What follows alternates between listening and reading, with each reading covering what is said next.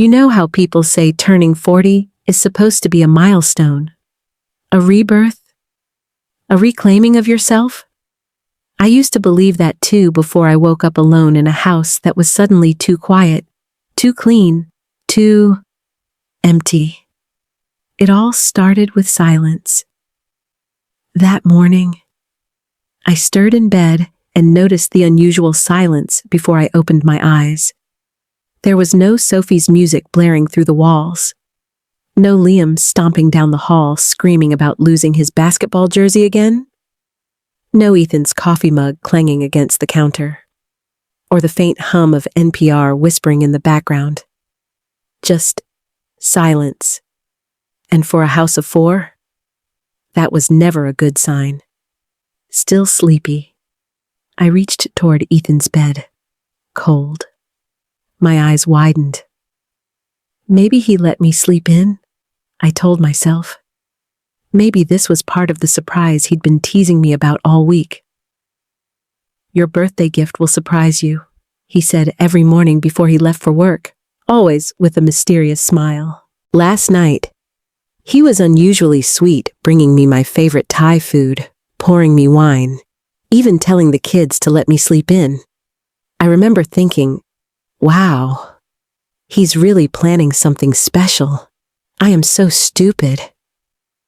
I slid out of bed, wrapping my robe tightly around me. As I walked through the house, each step confirmed that something was amiss. The kitchen looked like a magazine perfectly organized, spotless. There was no sign of breakfast, no crumbs, no birthday candles, not even a coffee filter in the trash.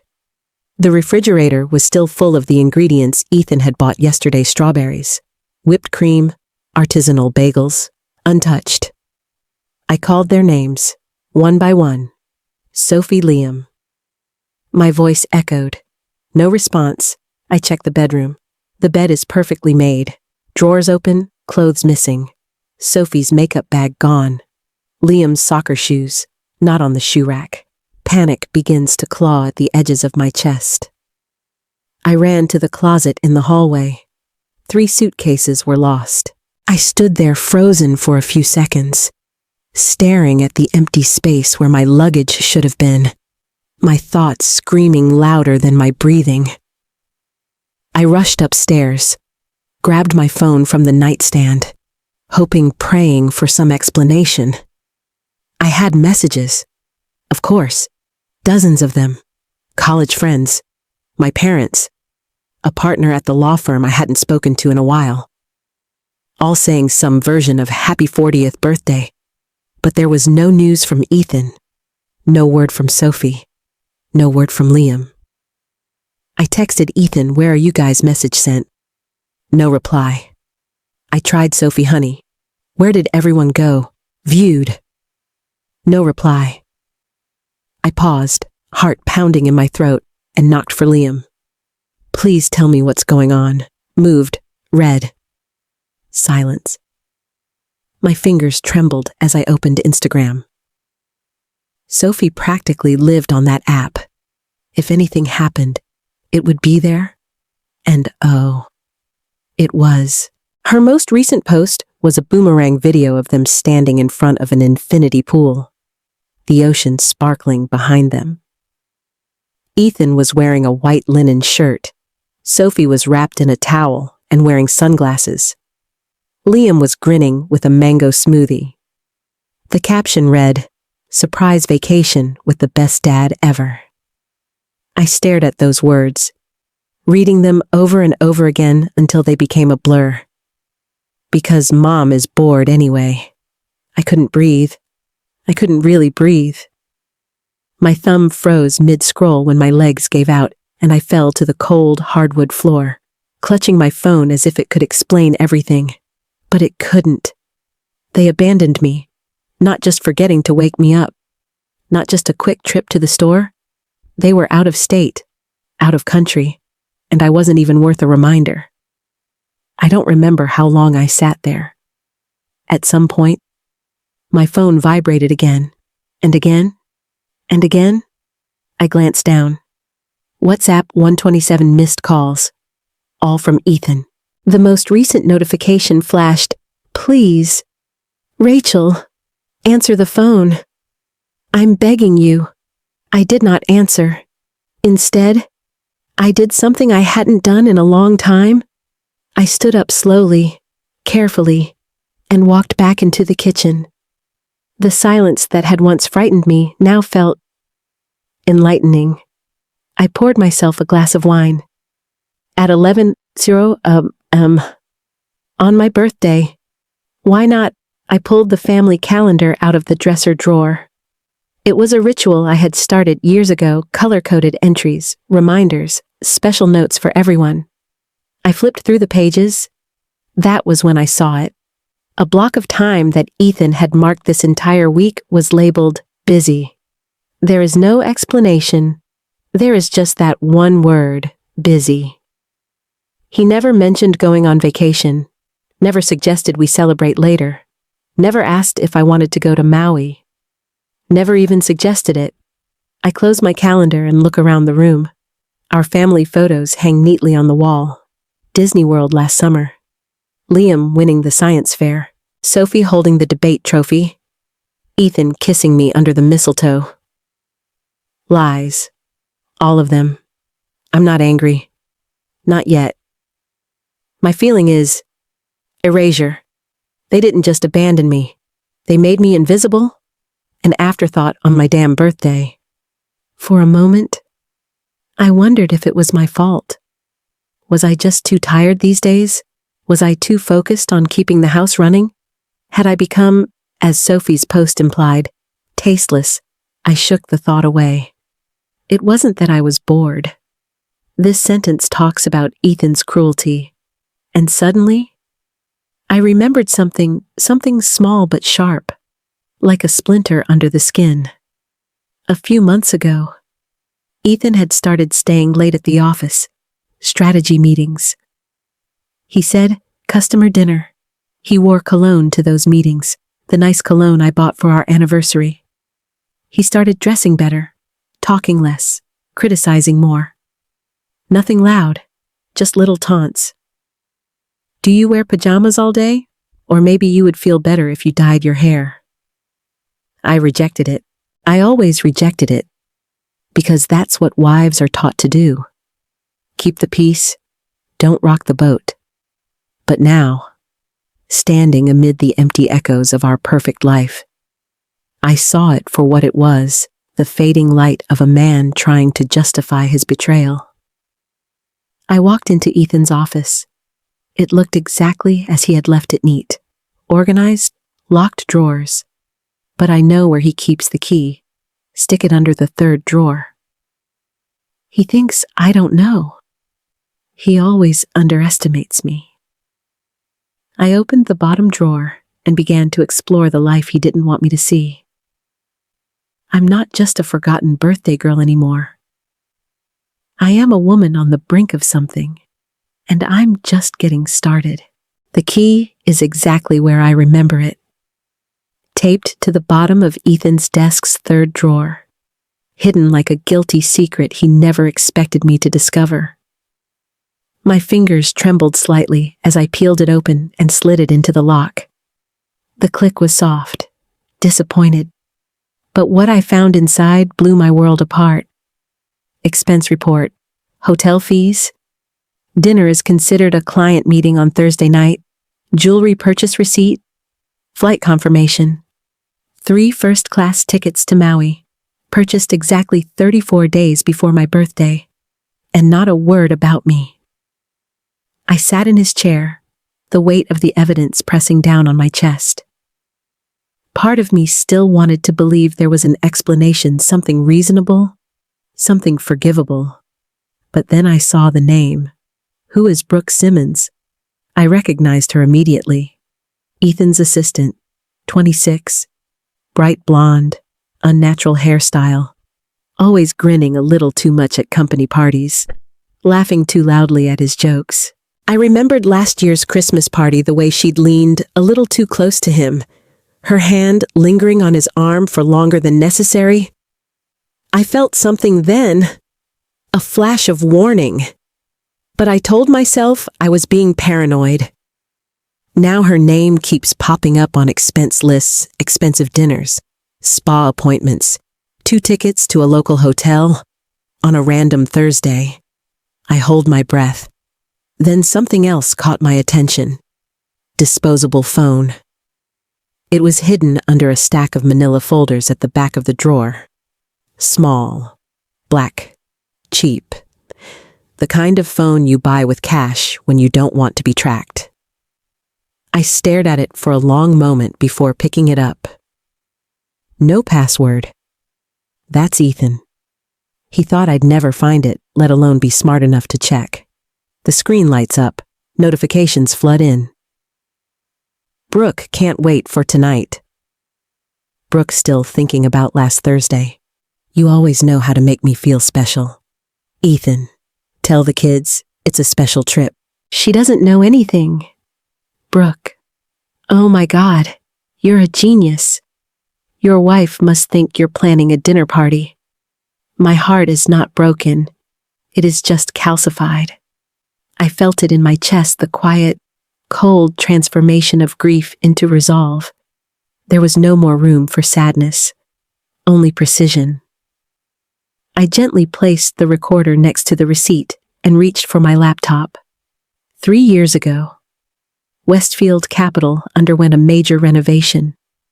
As Ethan's wife and a former attorney, I helped advise on their new security system provider.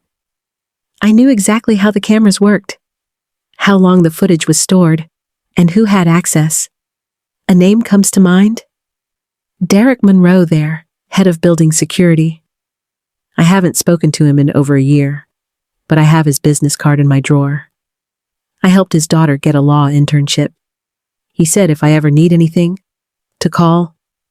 Today, I made money. I took a deep breath and dialed. Monroe. He answered on the second ring. Derek, this is Rachel Carter. Pause. Rachel.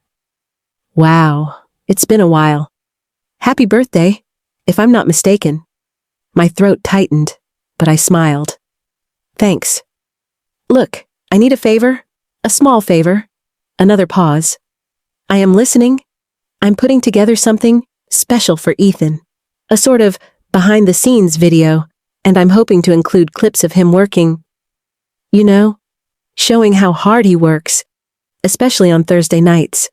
There was a moment of silence. You want security footage, just his office. Late at night. I wouldn't ask if it wasn't important. I lowered my voice. Remember when I took Mia to her internship at Collier and Hartman? He chuckled. She's still there.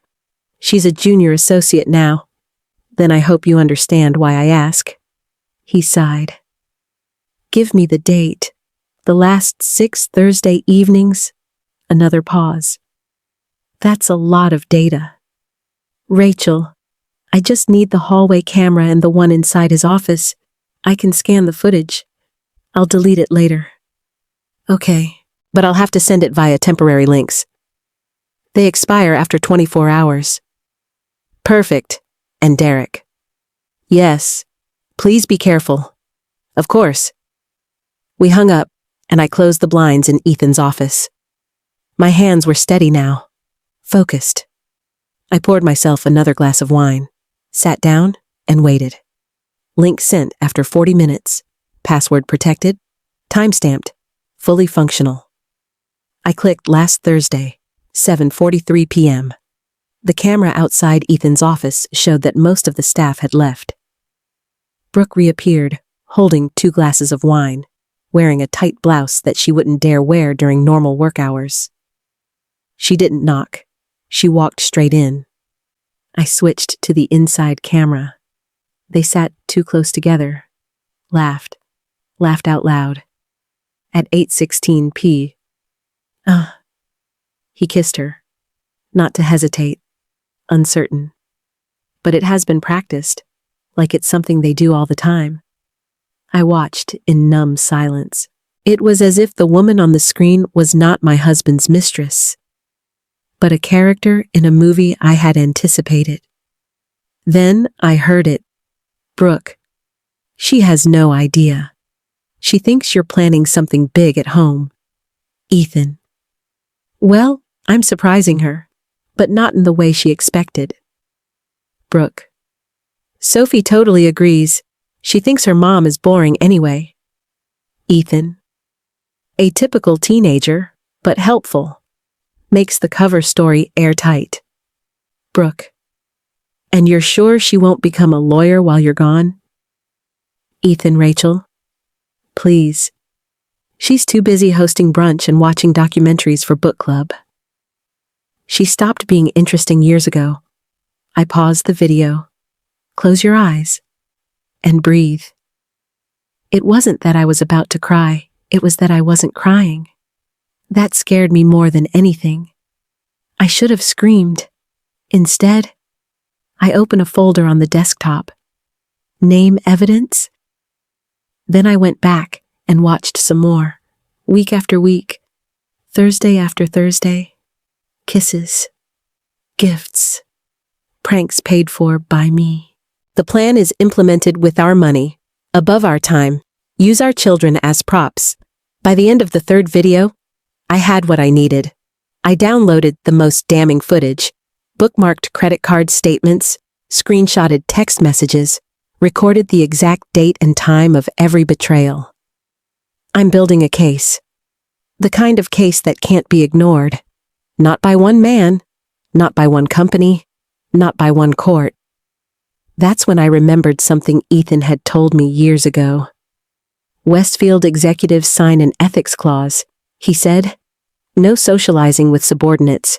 No misusing company money. They take that seriously. Since then, I have not thought about it again. But now, it was all over. Page 42 of the Employee Handbook. Section 8.3, Terms of Ethics and Conduct. I have the manual. He left it in his drawer 3 years ago. It clearly states that relationships with subordinates are prohibited. Misuse of company resources, immediate termination, no severance, no negotiation. I read that sentence 3 times, underlining each word. Then I compose an email to Thomas, Reynolds Westfield Group, CC Board Westfield Group, Title Urgent CEO Conduct Violation, Ethan Carter. I kept my tone calm, clinical, legal, to whom it may concern. I regret to report to you multiple violations of company policy by partner Ethan Carter. Attached is evidence of an ongoing romantic relationship with subordinate Brooke Simmons, misuse of company resources for personal gain, and falsified expense reports. Pursuant to Section 8.3 of the Westfield Executive Conduct Policy, these actions are eligible for immediate dismissal. I trust you will take appropriate action. Best regards, Rachel Carter, J.D. I haven't sent it, not yet. The weekly executive meeting at Westfield begins every Tuesday at 9:15 a.m. Turn off your phone, nothing distracts you. Perfect timing. I set a reminder for 9:14 a.m. Then I made a pot of coffee, and wait. The clock on my kitchen wall reads nearly 9:14 a.m. I sat down at my laptop, my hands hovering over the keyboard, the cursor blinking next to the word sent. Everything was ready, time-stamped video, receipt, screenshot of message, all neatly labeled and attached. My email tracking plugin was activated, set to notify me as soon as the message was opened. Ethan had bragged about how old-fashioned executive meetings were. Phones off, total focus, total silence. Reynolds operates like a courtroom, he said. Which means my email would have been like a bomb dropped into a silent room full of powerful men. I click submit. The sound of a message leaving my outbox was sharp. I leaned back and took a sip of coffee, the bitter taste calming me. My laptop beeped almost immediately. Email has been sent. I stared at the screen, waiting. 1 minute, 2 minutes.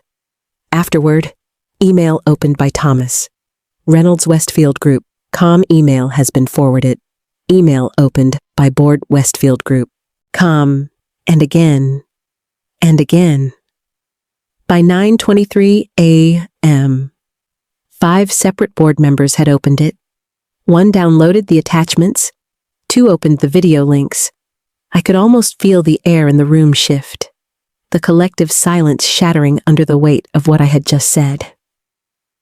At 9:27 my phone rang. Text from Derek Monroe. "What did you do?" Security was just called to the control floor. I did not answer. By 9:35, my email tracking plugin showed 6 more forwarded emails. The final recipient, the company's HR director. At 9:52 a.m., a new email appeared in my inbox from IT department. Westfield Capital Group subject access terminated. Ethan Carter. This is an automated message.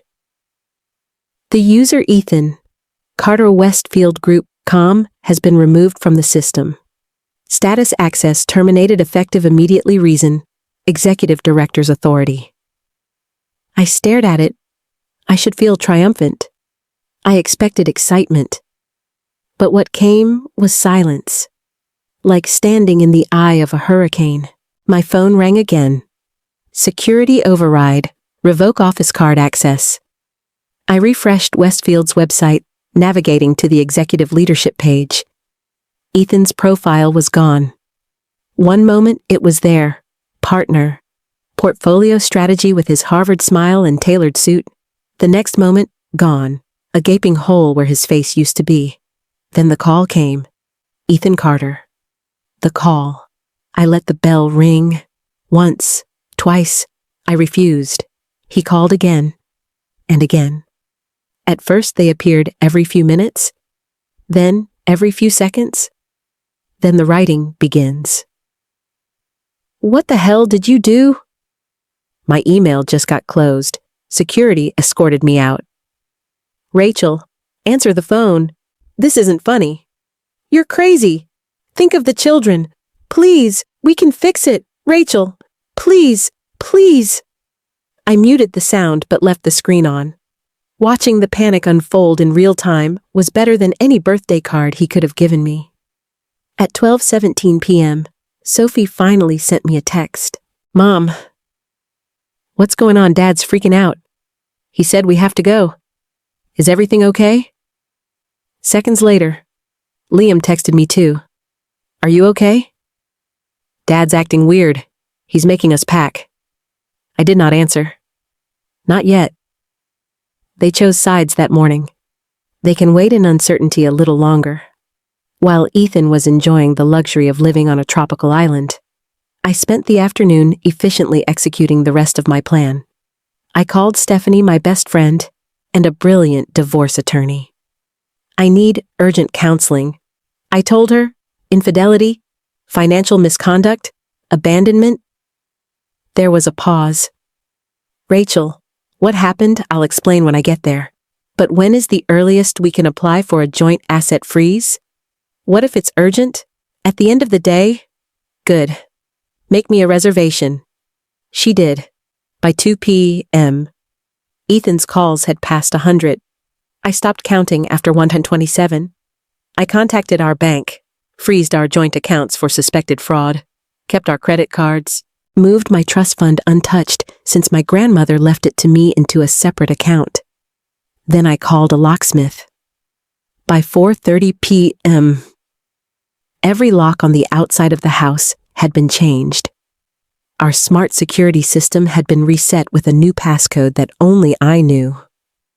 I had also disabled Ethan's Face ID access through the Home app, something he never thought I'd remember how to do.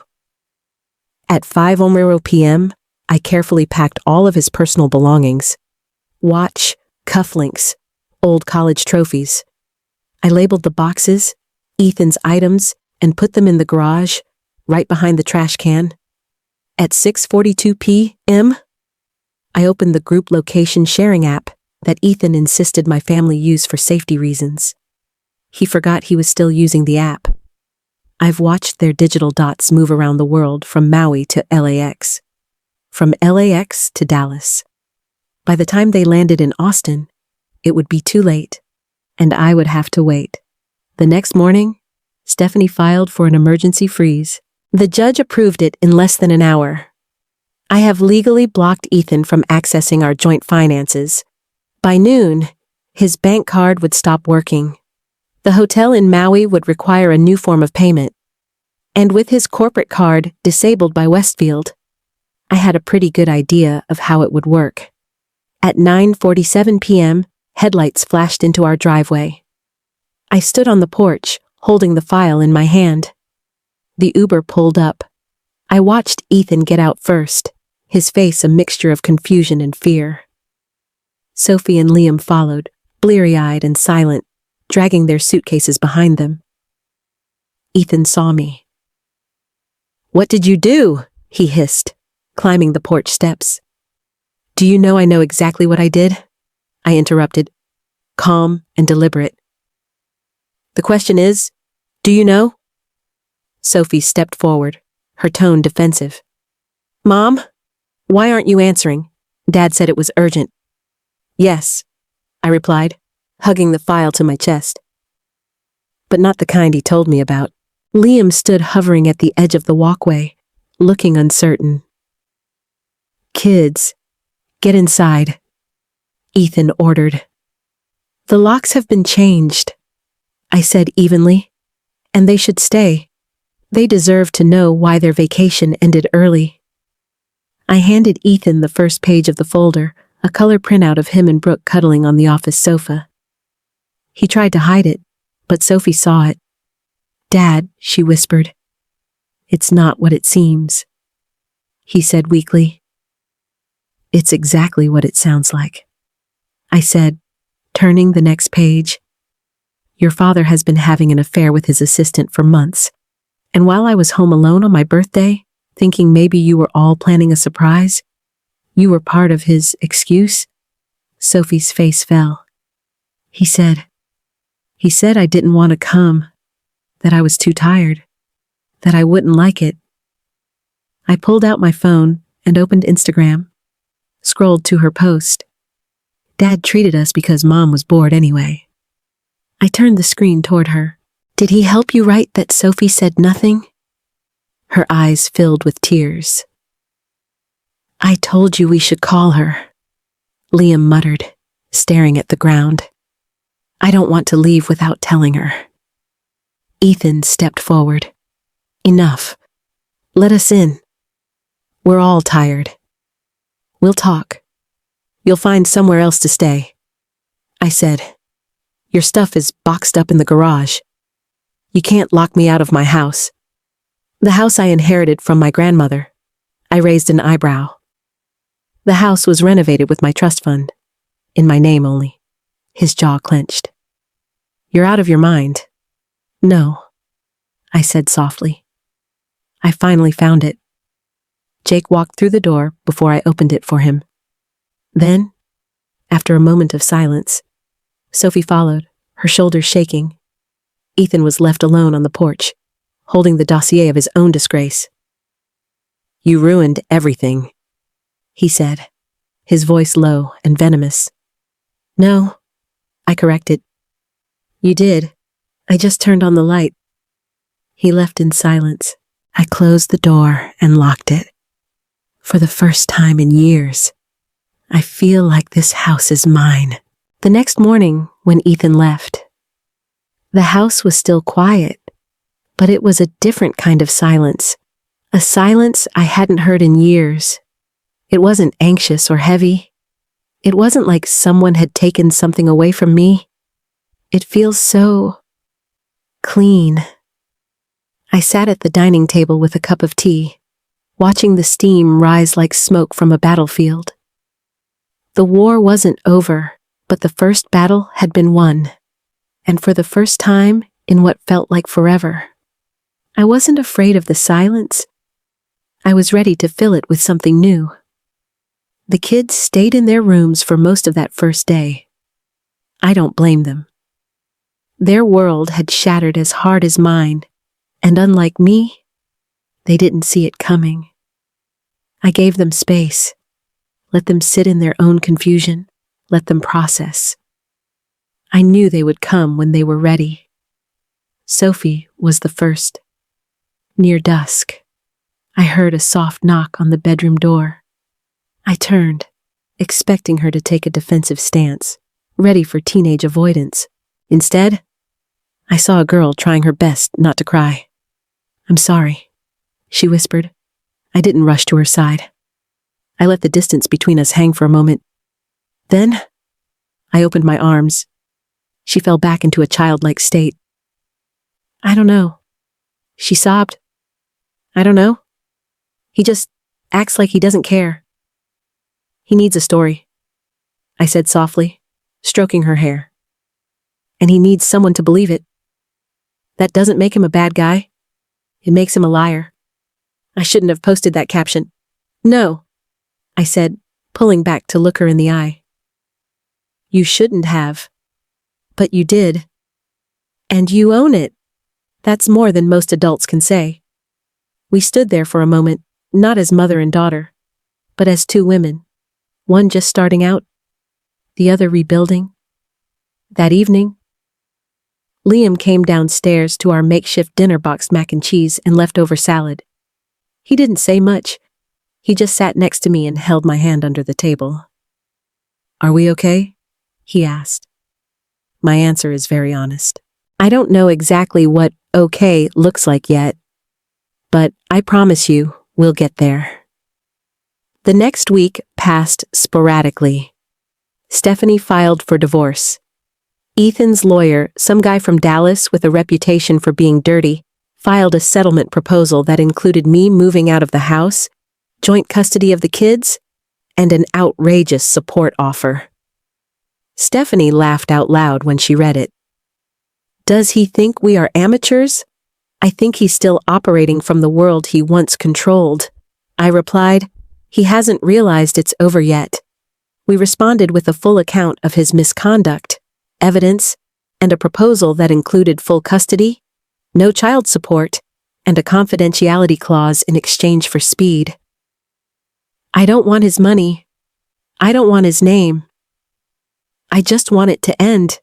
But the legal battle is only part of the healing process. The rest is harder. Because long after Ethan was gone, he is still here. Like the way I jump when the phone rings unexpectedly. In the way I question myself before making small decisions. In the strange loneliness of no longer being half of us. So, I called Dr. Eleanor Mason. I got her number from a friend in my book club, someone I hadn't been in for months. Ever since Ethan started making fun of how I wasted my time on suburban gossip. The first day, I hardly said anything. She didn't rush me. She just said, "This space is yours." And that broke something. Week after week. I sat in her softly lit office and began to reminisce about the years gone by. I gave up law not because I wanted to, but because Ethan said it would be more reasonable for me to stay home. My wardrobe has gone from pencil skirts and heels to yoga pants and sweaters, not because I'm lazy, but because the only people I dress for are no longer looking at me. How I stopped going out drinking with my old coworkers. Stopped traveling alone to visit my college roommate in San Diego. Stopped painting, even though it used to bring me joy. Because every time I do something for myself, Ethan makes me feel guilty about it. "You're shrinking," Dr. Mason said during our third session. "You don't even realize it's happening. That's the most devastating part. The emotional erosion happens in silence. But now, I have room to grow even more." I pulled my old watercolor set from the back of the hall closet. The brushes were stiff, the paint dry at the edges, but there was something about holding them that made me feel like Rachel, not Mom. Not Mrs. Carter, just me. I drew a horrible orange flower. It's messy, abstract, and completely off balance. But it is mine. I rejoined the book club. They welcomed me back with hugs and hot tea. No judgment in their eyes, just quiet support. As it turned out, They have noticed my absence. They just didn't know how to help. We thought maybe you didn't want to come anymore, one of them said softly. He always has some reason for you. I nodded. He said it like I was too tired, too busy, too indifferent. I saw recognition across the room. Not just one woman, but they had tears in their eyes. He made me feel like my world existed only in his world. I continued. But not anymore. Every small step feels huge. I deleted Ethan's number from my phone. I gave him the cardigan that he always said he liked, but I always hated. I bought a pair of red heels, not because I had nowhere else to go, but because they made me feel powerful. Sophie also began to open up more. She started coming into the kitchen with me when I cooked, asking about spices, measurements. One night, while chopping onions, she asked, "Are you always this funny? I don't remember you laughing this much." I smiled. I thought I forgot how. But now I remember. Liam clung tighter, silently. He followed me around the house like a loyal puppy, afraid that if he looked away, I would disappear like Ethan. One evening, just the two of us sat together and told him the truth. "Honey, I'm not going anywhere. Not now. Not ever. Your father made choices that hurt us all, but I won't punish you for those choices." "Do you still love him?" he asked, his voice soft. I took a deep breath. I think I love the version of him that I thought was real, but that version doesn't exist anymore, and I love myself more. He nodded, looking a little older for asking. "We have started new traditions. Friday movie night is now democratic. Everyone gets a vote, even if that means watching Teen Beach Movie 3 weeks in a row. Sunday brunch became slow, relaxed, unhurried. There was no rushing out the door so Ethan could get to his tea time. Instead, we lingered over pancakes, brushed out tangled hair, and actually talked. We even went hiking one weekend, just the three of us. At the top of the trail, Sophie took a picture of Liam and me. "You look healthy," she said, showing me the screen. I did. 3 months after Ethan was evicted from Westfield, I received a call from a number I didn't recognize. I almost didn't answer. "Rachel Carter," a familiar voice asked. This is Thomas Reynolds. "From Westfield?" I blinked. "I didn't expect to hear from you. We have made some changes since your email. You have been clear and, frankly, courageous. We are creating a new ethics oversight department.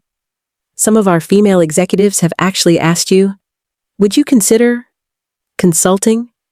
I did not answer immediately. "Rachel?" he asked. "I'm not interested in being a cautionary tale," I said.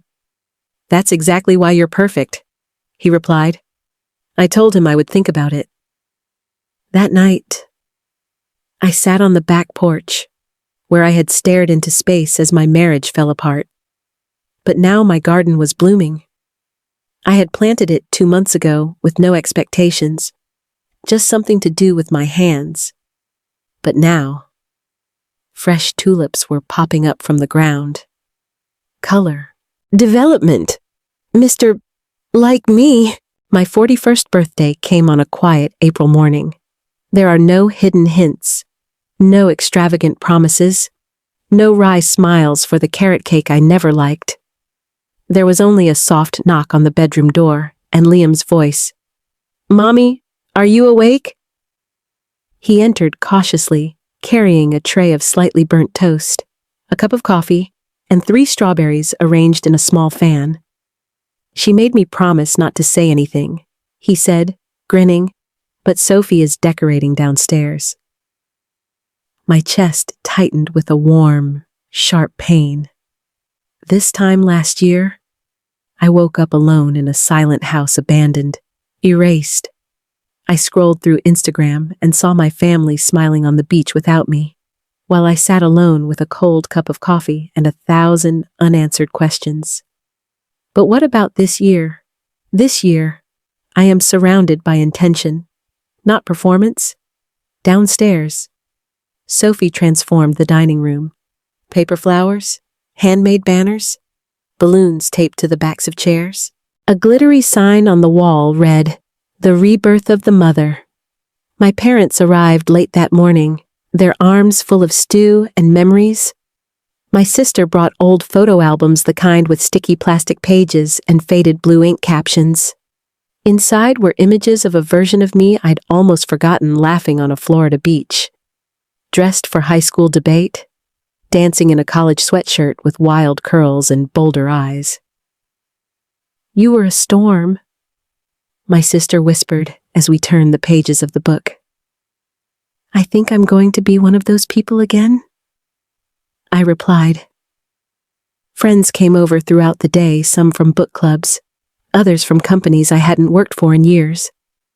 They brought small, thoughtful gifts, watercolor brushes, hiking boots, a white leather notebook embossed with my initials. No one brought anything to play the role I played. Everything they give is meaningful. Even Sophie. When she brought in the cake chocolate with buttercream, "Not carrots," she smiled brightly.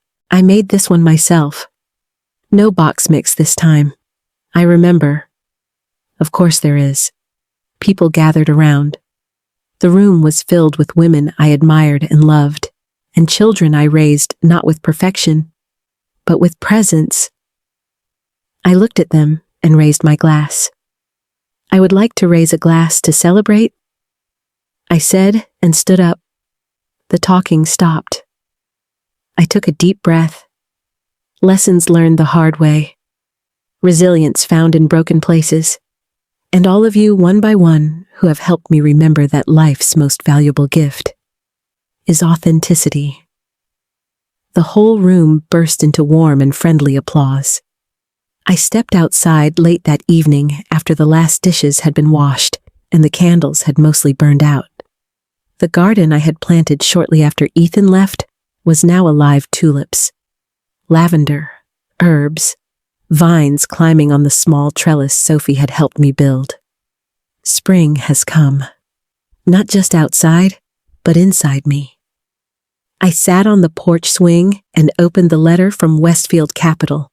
Formal job offer, Director of Ethics and Compliance, flexible working hours, competitive salary, ability to work remotely. But more than that, it was recognition. Not pity, not a lifeline thrown to a wounded wife. A place built for one who had walked through the fire and emerged whole. One who could shape policy with living wisdom. I did not agree immediately. It took me 3 more days. I talked to Dr. Mason, I talked to Sophie and Liam, and I talked to myself in my diary, in the garden, in the mirror. And when I accepted, it wasn't because I needed to prove something to Ethan. That's because I had no left to prove. Ethan, by then, had moved into a small apartment in East Austin. The word around town was that Westfield had officially cut ties, citing violations of core conduct policies. Some customers left the company because of it, others simply forgot about him. The industry was moving faster than he'd ever thought. Brooke, too. She disappeared after completing her resignation procedures. He emailed me once, a few weeks after the papers were signed. Subject line, "Close the door." I never opened it. The end is not something you can give. I have the right to claim it back. And I did. Sophie still talks to him occasionally. I encourage it. Liam is more hesitant. They visit when they want to. Not out of obligation, but out of choice. And that's what I want most from them: choice. The freedom to love without guilt, and to set boundaries without shame. Family therapy works. During one session, Liam asked, "Do I feel sad when I don't see him, doctor?" Mason smiled. "Feelings aren't tasks. Liam, they're signals. And your signal says, I'm safe with Mom. I'm home. Sophie is more complicated. Teenagers are, one night, as we were cooking dinner, sautéed spinach and garlic bread. At her request, she said, I think I'm afraid I'll end up like you. I froze. How? It's like marrying someone who doesn't really see me, and I won't realize until it's too late. I turned off the stove. Sophie, I said softly, you won't become invisible unless you choose to stay that way. And even then, you can always come back to yourself. She nodded slowly. I think I like who I am when I'm with you. My throat hurts in the best way. I like the way I am when I'm with you too. We hugged in the kitchen, with garlic too. And for the first time in her teenage life, she wasn't the one actively avoiding it. 3 months later, I stepped into Westfield Capital again. This time, it's not Ethan's wife, not an echo of the person I used to be, but as Rachel Carter, J.D., the woman they hired for her intelligence, passion, and boundaries. The office looks different even though nothing has changed. I have changed. The eyes that once pitied me now respect me. Thomas Reynolds shook my hand. I must admit, he said, we were a little worried you would say no. I was a little nervous about whether I would agree. I smiled. He laughed. Well, let me just say your story. It has touched the hearts of many people here, especially the women. I'm not here to be a symbol for anyone. No, he said. I'm here to make sure no one else becomes one. He was right. My job is not revenge. The problem is rewriting the rules, about creating spaces where women are protected before they have to burn things down to be heard. After a month of work, I organized a workshop detecting subtle abuse of power in the workplace. We filled the room, not just assistants and interns, partners, managers, men and women. Then a young analyst approached me. I just wanted to say, she said shyly, I used to see you at events with Ethan. I always thought, she looks tired. But now I get it. I understand why you're tired, and I hope I never let anyone take that away from me. I hugged her, not as a speaker, as a survivor, as a woman who used to sit silently, but not anymore. The evening after the first ethics board meeting, I came home to the smell of lasagna and the sound of Liam practicing guitar in the living room. Sophie sat at her desk, working on her college essay. I glanced over her shoulder. The title reads as follows: The Year My Mother Rebuilt Our House from the Inside Out. I don't cry. I don't need to do that. Instead, I put my bag down, poured myself a glass of wine, and sat in the chair Ethan never liked. The house is mine. That life is mine. Peace is mine. And this rebirth, this second skin, this version of me that rose from betrayal with silent strength, it was a gift I never expected. But that's what I always needed. If there's one lesson to be learned from Rachel's story, it's this: you're never too late, too old, or too broken to start over. Sometimes we lose ourselves slowly, sacrificing bits and pieces in the name of love, family, or duty. Until one day we wake up and don't recognize the woman in the mirror. But Rachel shows us that even when betrayed, even when at rock bottom, a woman can rise, not with anger, but with clarity, courage, and dignity. And perhaps that is the true gift we never expected, the reminder that our worth comes not from how others see us, but from how we ultimately see ourselves. If Rachel's story touched you, give this video a like. Leave a comment. Have you ever had to rebuild yourself after a breakup? Your voice matters more than you think. And you never know who might need to hear your story.